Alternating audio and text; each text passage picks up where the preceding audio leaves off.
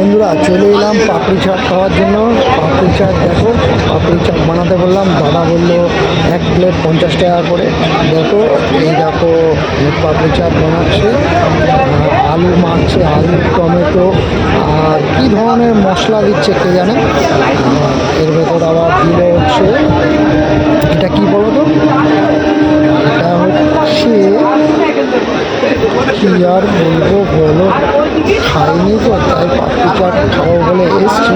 Sauce দেখলাম, sauce দিচ্ছে, তারপর আলু দিল, আলু দেওয়ার পর আবার সস দিল, সস দেওয়ার পর আবার সস দিল, দুরকম সস ছিল, একটা সস।